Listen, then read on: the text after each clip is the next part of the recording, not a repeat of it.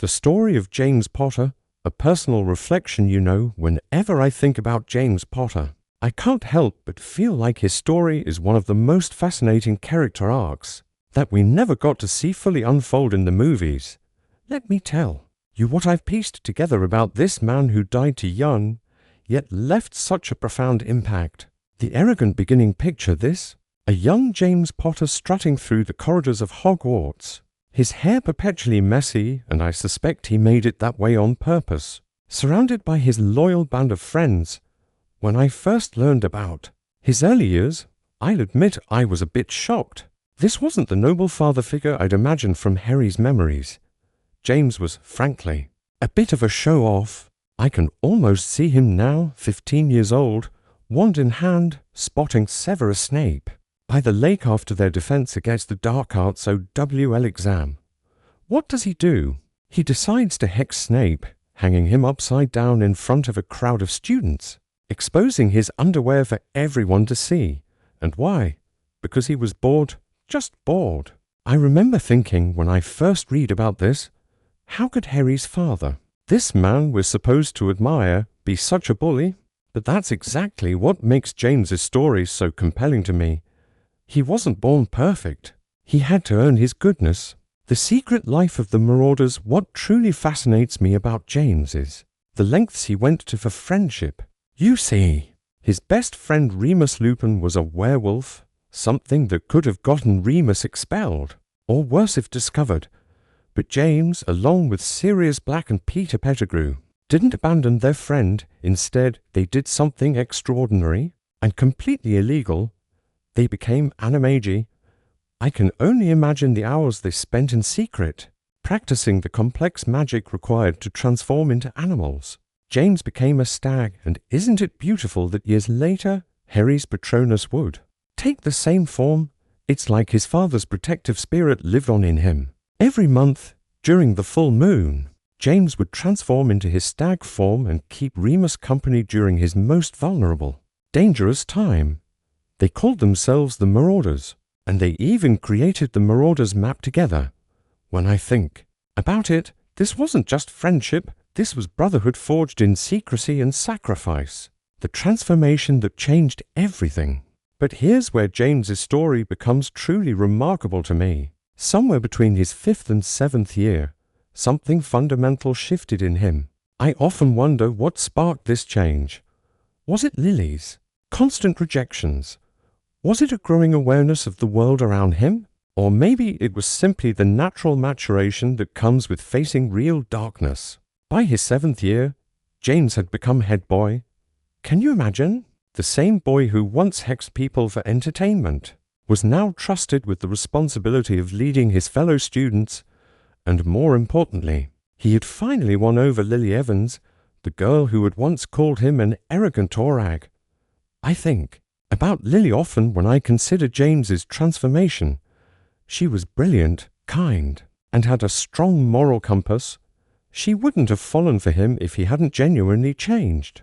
Their love story isn't just romantic, it's a testament to the power of personal growth, the weight of legacy. What strikes me most about James is how his family background shaped him. He came from an old, wealthy pure-blood family, but unlike many of his peers, the Potters were known for their progressive views on Muggle rights. I can picture young James growing up in a household where treating all people with dignity wasn't just expected, it was fundamental to who they were.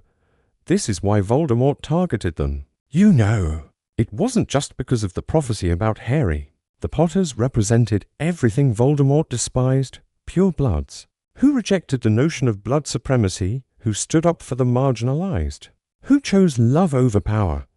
And then there's the tragedy of Sirius.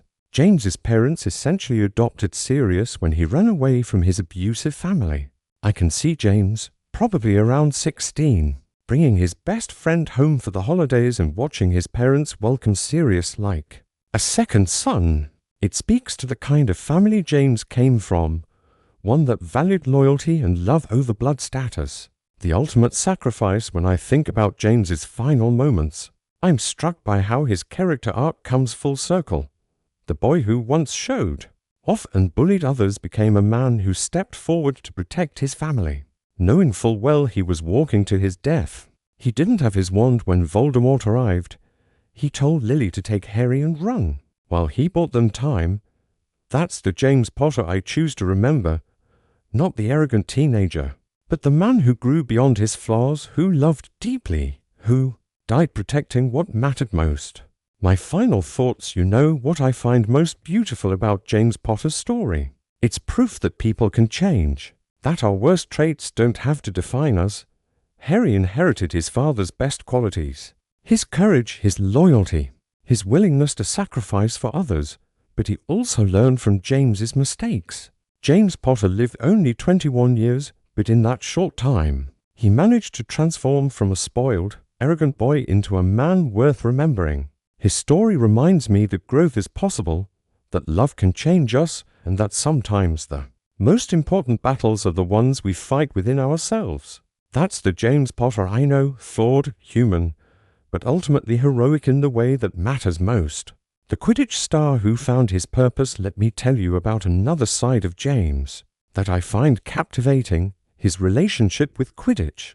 The boy was naturally gifted, first playing as a chaser and later becoming seeker for the Gryffindor team. I imagine him soaring through the air, his messy hair even messier in the wind, completely in his element. But here's what gets me. I think Quidditch was where James first learned about teamwork, about being part of something bigger than himself. On the pitch, individual glory meant nothing if the team didn't win. Maybe this is where he began to understand that showing off wasn't everything. I can picture him in those team meetings, slowly realizing that leadership meant lifting others up, not just displaying your own talents. The snitch he caught in his final game at Hogwarts, Lily, kept it, and later it became part of Harry's inheritance. When I think about that golden ball sitting in Dumbledore's office, waiting for Harry to catch it again, I see a beautiful metaphor for how James's legacy lived on through his son. The complicated dance with Lily Evans. What really fascinates me about James and Lily's relationship? It wasn't love at first sight, it was growth through opposition. Lily saw right through his act from the beginning. She called him out on his arrogance, his bullying, his desperate need for attention. And I think that's exactly what James needed. I can imagine their arguments, Lily's green eyes flashing with anger as she defended other students from James's. Hexes, James probably thinking he was being impressive, but instead just showing his immaturity. She was his mirror, reflecting back all his worst qualities until he couldn't ignore them anymore. But here's what I love about their story. It shows that real love isn't about finding someone who accepts your flaws blindly. It's about finding someone who sees your potential and challenges you to reach it. Lily didn't fall for James until he became worthy of her love. And James didn't just change to win her over. He changed because her criticism made him realize he wanted to be better. The head boy and head girl partnership in 7th year must have been something to witness. I imagine them patrolling the corridors together. James finally seeing the school through Lily's eyes, not as his personal playground, but as a community he was responsible for protecting.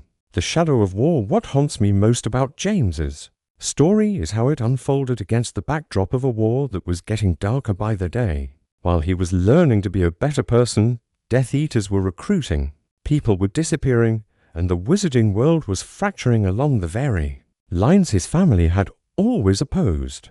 I think about James joining the Order of the Phoenix straight out of Hogwarts. Here was a young man who had just learned to control his own worst impulses, suddenly thrust into a conflict where those impulses, the need to show off, to prove himself, to fight back against bullies, might have actually been useful. But that's not who James was anymore. I imagine him in Order meetings, his hand instinctively reaching for Lily's. Both of them barely out of their teens, but already understanding that they were fighting for something bigger than themselves. They weren't just fighting against Voldemort. They were fighting for the world they wanted their future children to inherit. The father he never got to be. This is where my heart breaks for James Potter. He had approximately 1 year to be a father, 1 year to hold his son, to watch him take his first steps, to see Harry's eyes, Lily's eyes, light up with wonder at the world around him. I try to imagine James during those months in hiding in Godric's Hollow. Did he teach Harry to fly on a toy broomstick? Did he tell him stories about Hogwarts? Did he look at his son and see the future he was fighting for? The invisibility cloak that James left behind tells me so much about the kind of father he would have been. It wasn't just a magical object, it was a tool for adventure, for mischief, for discovery. James understood that growing up meant learning to navigate the world cleverly, not just bravely. The ripple effects of his choices, what strikes me most profoundly about James, is how his growth created ripples that extended far beyond his own life. His friendship with Sirius gave Harry a godfather who understood the importance of chosen family. His transformation showed Harry that people could change, that mistakes didn't define you forever. Even his early arrogance served a purpose in the larger story. When Harry saw those memories in Snape's pensieve, he had to confront the reality that his father wasn't perfect. And maybe that's exactly what Harry needed, not a perfect father to live up to, but a human one who had struggled with his own flaws and overcome them. I think about how James's story influenced Harry's own choices. When Harry had the chance to humiliate Draco Malfoy the way James had humiliated Snape, he chose differently. When Harry had to decide whether to sacrifice himself for others, he followed his father's example. James's growth became Harry's foundation. The magic in the details, sometimes I get lost in the smaller details of James's story. The way his Patronus and Animagus forms matched. The way his hair never lay flat, something Harry inherited. The way he apparently had a habit of ruffling his hair when he was nervous or trying to impress someone. These details matter to me because they make James feel real. He wasn't just a noble sacrifice or a cautionary tale about bullying. He was a person with nervous habits and messy hair, and a laugh that probably echoed through the Gryffindor common room. I imagine him practicing spells late into the night, determined to master the magic that would let him help his werewolf friend. I see him staring at his reflection, trying to make his hair behave before asking Lily to Hogsmeade for the 100th time. I picture him holding baby Harry, marveling at how small his son's hands were, how perfectly they fit around his finger. The legacy lives on in the end. When I tell James Potter's story, I'm really telling a story about transformation, about the power of love to change us, about how our choices ripple outward in ways we can't always see. James Potter lived and died in 21 years, but his influence shaped the wizarding world for generations. Every time Harry cast a Patronus, his father's stag bounded forward. Every time Harry chose courage over glory, James's lessons echoed through his actions. Every time Harry showed mercy to an enemy, he was building on the foundation of growth his father had laid. That's the James Potter I carry with me, not perfect, but perfectly human. A reminder that our worst moments don't have to define us, that love can transform us, and that sometimes the most important thing we can do is simply grow into someone worthy of the love we've been given. This is his story as I understand it, as I've lived with it, as it continues to inspire me. James Potter, the boy who learned to be a man, the student who became a teacher, the human who chose to be a hero.